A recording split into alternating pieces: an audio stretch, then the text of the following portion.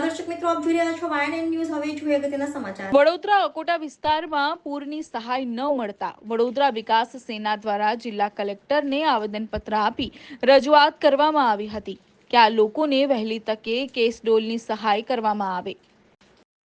વડોદરા શહેરમાં ગત મહિને આવેલ પૂરમાં અકોટા વિસ્તારમાં આવેલ સુબેદાર કમ્પાઉન્ડ, અકોટા પોલીસ લાઇનની સામે મિર્ઝા કમ્પાઉન્ડ, હાઉસિંગ બોર્ડની પાછળ અકોટા સંજયનગર, ધનટેકરી, સંત કબીરનગર, ઝૂલતા પુલ વગેરે વિસ્તારોમાં પૂરના પાણી ફરી વળ્યા હતા, જેમાં સ્થાનિક લોકોને લાખો રૂપિયાનું નુકસાન થયું હતું, જેને લઈને ગુજરાતના મુખ્યમંત્રીએ કેસડોલ અંગે જાહેરાત કરવામાં આવી હતી, પરંતુ હજુ સુધી આ લોકોને કેસડોલની સહાય આપવામાં આવી નથી, જેને લઈને આજે વડોદરા વિકાસ સેના દ્વારા જિલ્લા કલેક્ટરને આવેદનપત્ર આપી રજૂઆત કરવામાં આવી હતી કે આ વિસ્તારના લોકોને તાત્કાલિક ધોરણે કેસડોલ તથા પૂર સહાયના નાણાં ચૂકવવામાં આવે, જે તેમનો હક છે, અને તાત્કાલિક ધોરણે ચૂકવણી કરવામાં આવે તેવી રજૂઆત કરવામાં આવી હતી.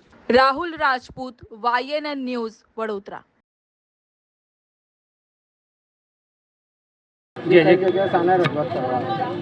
અમારી કલેક્ટરશ્રીને એટલી રજૂઆત છે કે અકોટા વિસ્તારમાં આવેલા સંજયનગર, ઝૂંપડપટ્ટી, ભવાનીનગર, સંત કબીરનગર, મહાકાલીનગર એવા ઘણા બધા વિસ્તાર છે, સુબેદાર કમ્પાઉન્ડ, પછી મિર્ઝા, ઘણા બધા એવા વિસ્તાર છે જ્યાં હજુ સુધી સર્વે થયો નથી, અને જે સર્વે થયો છે એ લોકોને હજુ એકાઉન્ટમાં કંઈ સહાય આવી નથી, એટલે અમે આજે કલેક્ટરશ્રીને મળવા આવ્યા છીએ.